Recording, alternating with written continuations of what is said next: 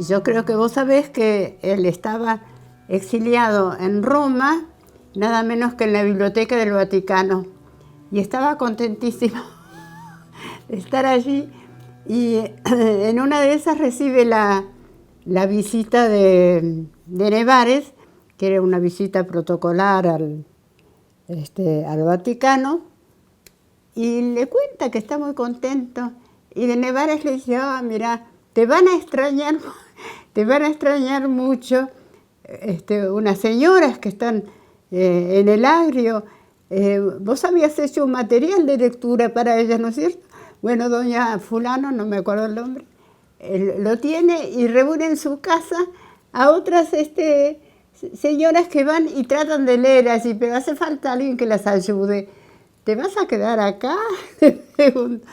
Eso bastó para que, digamos, eso era al terminar la dictadura, para que Nano hiciera su única valija y se volviera.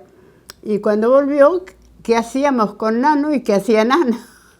Porque él ya no era más maestro, no estaba en el sistema, bla, bla. Bueno, y entonces sí, yo allí, de alguna manera, lo acompañé hasta que se pudo conectar con esta experiencia tan importante de los Banrel. Y entonces él, digamos, durante el día recorría todo el paraje y en algunas, digamos, rucas, algunos reparos muy precarios, se reunían los chicos.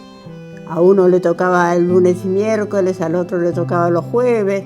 Bueno, y Nano era el maestro de esas jornadas. Pero cuando terminaba la jornada escolar por el horario, entonces él se conectaba, digamos, gracias al pingo que le habían prestado, con jóvenes y adultos que ya traían de vuelta los piños para la noche y que estaban desocupados entonces. Y descubrió que muchos eran analfabetos y que muchos querían no serlo más.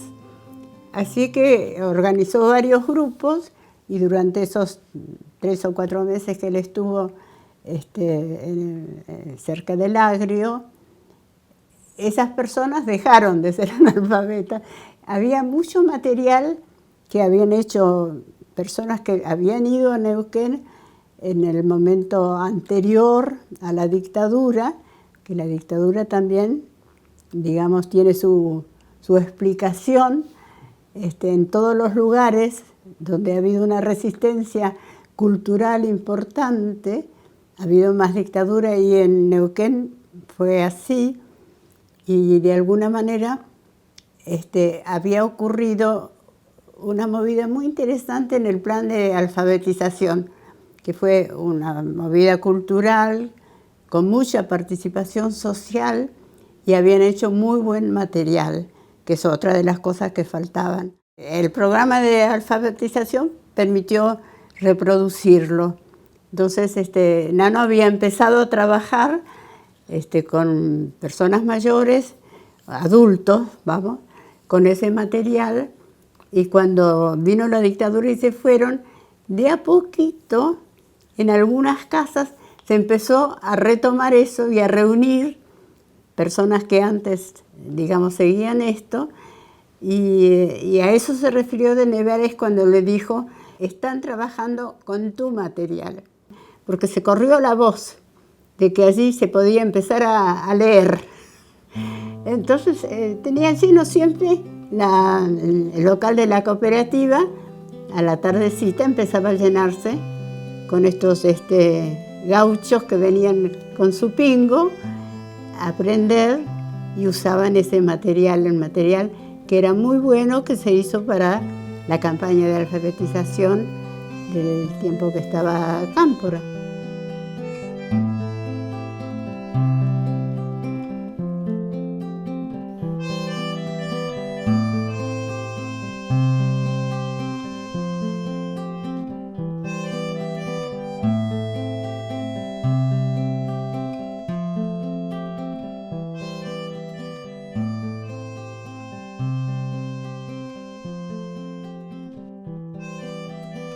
En este lugar, el 14 de junio de 1973, se inició la primera experiencia de alfabetización de adultos de todo el país, luego de la asunción del gobierno del doctor Cámpora.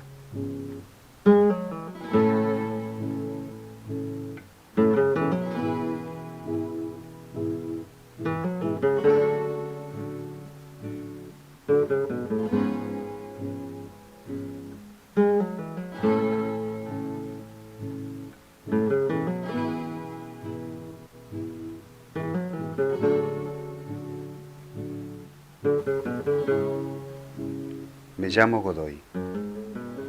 Fui clasificador en la madera, minero, agricultor, mimbrero. Me gusta cosechar, cuidar la semilla. Yo pasé por muchas partes de la vida.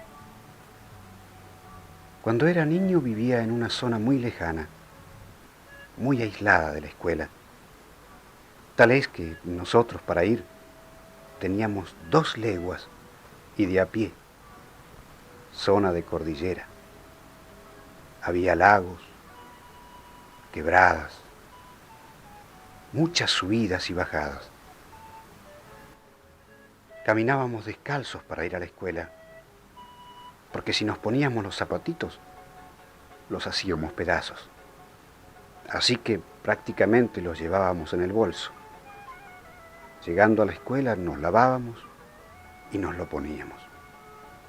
A la salida, igual. Y así era una manera muy difícil para poder estudiar. Pero no había otra forma. A los 14 años comencé a ir a la escuela, pero nunca por más de 5 o 6 meses. Cuando llovía o nevaba, iba a la escuela. Cuando hacía buen tiempo, a trabajar. Había que trabajar para ganarse el alimento. Y ahora, gracias a Dios, tengo otra oportunidad para aprender. Porque para mí, la escuelita es como haber encontrado un pedazo de pan en el fondo de un cesto. La Facultad de Ciencias de la Educación era una facultad con un programa de estudios y con una forma de plantarse frente al tema educación que era muy académica.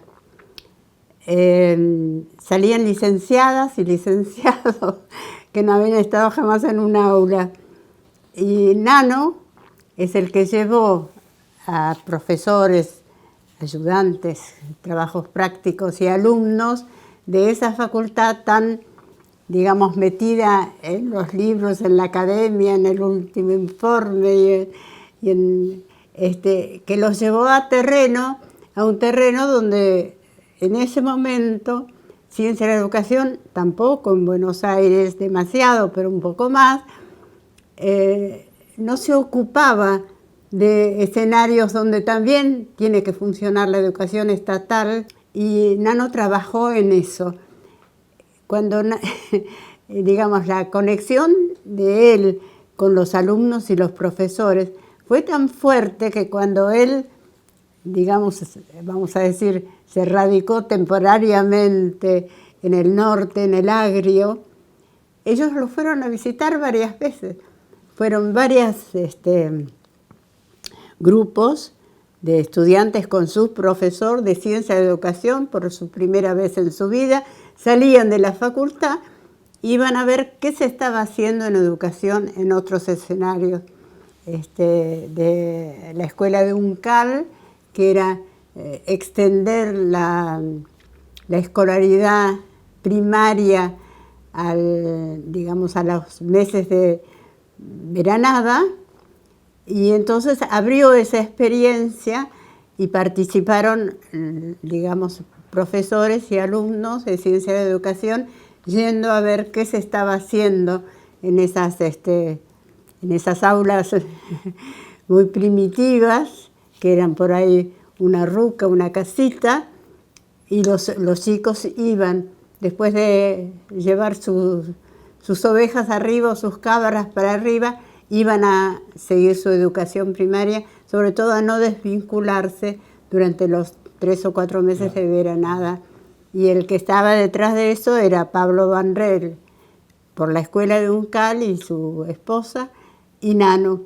Pero Nano tuvo el mérito de incidir en la visión y en la opción elegida por la facultad, que en ese momento participó de la experiencia de Uncal, sobre todo para aprender, y aseguró la presencia de alumnos y jefes de trabajos prácticos y algún profesor, allí en el Agrio al norte, donde Nano había sentado reales.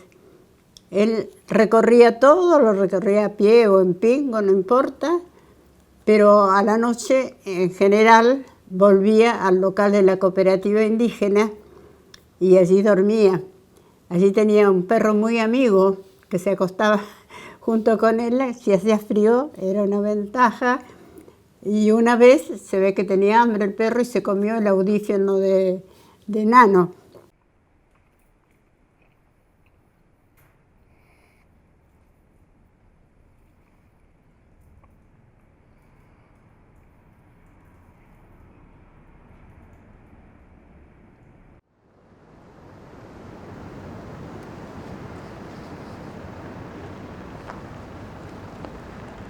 Esto seguro que está abierto. Acá las instalaciones no tenían llave y esa fue una de las cosas que se aviva Pedro y empieza a dejar la escuela sin llave.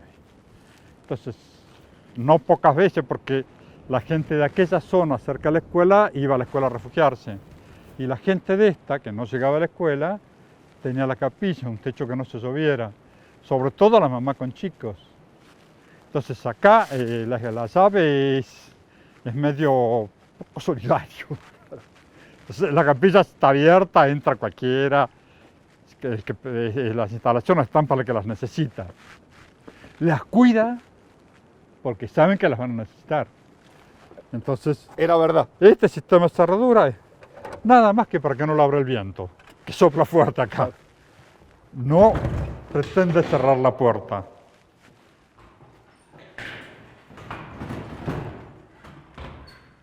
Cuando en los 3 meses de verano hicimos el curso, empezaron a demandar si ellos no podían terminar la escuela primaria, porque nadie tenía certificado de primaria.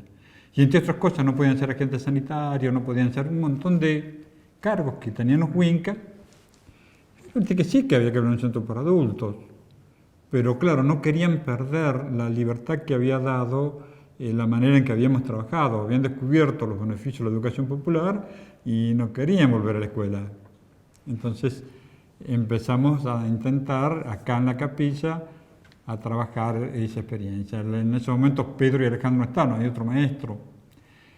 Y yo dormía en la cooperativa y daba clase acá. Cuando los otros maestros se van y vienen Pedro y Alejandra, entonces yo me instalo en la escuela. Y ahí es donde empieza a armarse el proyecto más solidario, donde juegan roles importantes distintos protagonistas. Los médicos, la asistencia social, la división de tierra. Todo el mundo empieza a ponerse al servicio de las necesidades de la comunidad. Y Huayco juega un rol muy importante, porque no era solo mi informante, sino que era el representante del maestro ante la comunidad. Hacía ese doble juego. Entonces cada tanto venía y me decía, maestro, la gente se anda acordando que, y venía el pedido. Yo tenía claro que tenía que ser muy taxativo, si podía responderlo sí, y si no, no. Cuando se entera que yo soy italiano, que he estado en Roma, me pregunta por el número romano, eso no se usa más. Y un día me dice que la gente quisiera aprender el número romano. Le digo, no se usan más, soy taxativo. Vuelve a insistir y yo lo vuelvo a decir que no. Pero hay una tercera insistencia, pero mira que la gente tiene interés. Bueno, acá pasa algo. Toda demanda está escondiendo una necesidad, a veces no está suficientemente explicitada. ¿Cómo hago para resolver eso? Y dando la respuesta. Y tener las antenitas paradas para... Le digo, bueno, un día que no daba clase, digo, mañana, el domingo sería o sábado, enseño el número. Pero me dice que viene mucha gente, le digo, no importa, que vengan, que quieren. Y a ver qué querían saber el número romano. Por las dudas, antes de la hora que ya habíamos acordado para estar acá en la capilla, pasan a buscarme por la escuela. No sea cosa que me olvidara. Cuando llego acá todo esto estaba lleno. Y esto, gente que ni conocía. Entonces no había más que empezar a dar los números romanos. Y empiezo contando una historia, ni bola, de por qué los romanos escribían de determinada manera, que las tablillas, que nada, que era el número romano. Entonces puse en el pizarrón, estos son los números nuestros, estos son los romanos, 1, 1, 2, 2, y fui dando los números. Cuando llego al 15, 16, escucho un murmullo, me doy vuelta, tenía la mitad del público. 16. Sigo y en un momento llego al 20, creo. Y igual que se para, me dice, bueno, maestro, muchas gracias, la gente está muy conforme, entendimos perfectamente. Yo me acuerdo que pensé, usted entendió perfectamente, yo no sigo sin entender para qué quiero el número romano. Hasta el 16. ¿Qué hay con 16? Al 20 me fui. No sé por qué me desentendía el problema. El otro día cuando vengo a las cooperativas me enteré lo que era. Había pasado un mercachifle vendiendo relojes de bolsillo, que no sabe nunca cuándo es el derecho y cuándo es el revés, y estaban con el cuadrante con números romanos, y no los podían usar. Duraron lo que encanta un gallo, porque al poner los anuncios se rompieron. Pero eso que yo cuento siempre esa anécdota para los docentes, porque cuando la gente hace una demanda, hay una necesidad. Lo que a veces no puede es expresar bien la necesidad. Entonces, cuando hay una demanda, yo tengo que dar respuesta y poner las antenitas para ver a qué necesidad real responde. Porque a veces los maestros decimos que no, yo concretamente dije que no muy rápidamente, si el hueco no hubiera existido, no enseño el número romano. En nuestro país el concepto de civilización y barbarie acá se ve con crueldad. Y los sectores de poder son los que escriben y reespecializan al poder en función de lo que no escriben. Entonces, analfabeto es un insulto. Y el analfabeto no existe.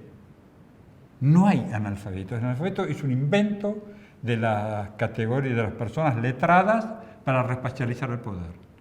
Ese hombre puede no manejar un determinado código de lectoescritura o no. Pero ese hombre hace este banco, lee la madera y escribe con un banco. Ese hombre hizo este piso, lee el cemento, lee la piedra. Entonces, a partir de esa base no existe analfabeto. Entonces, la lectoescritura es importante porque ellos se sienten reconstruyendo esa identidad deteriorada y empezar a considerarse sujetos de una sociedad. El lenguaje del dominador hay que manejarlo. Yo creo que el proceso de liberación empieza cuando yo manejo la cultura del opresor. Si yo no manejo la cultura del opresor, no voy a encontrar los intersticios por el cual meter la cultura del oprimido. Entonces, lo que pasa es que la escuela normalmente enseña la cultura del opresor oprimiendo, y no como una negociación cultural donde dos culturas negocian y un educador popular o un alumno de educación popular debiera moverse con autonomía, con libertad entre las dos culturas.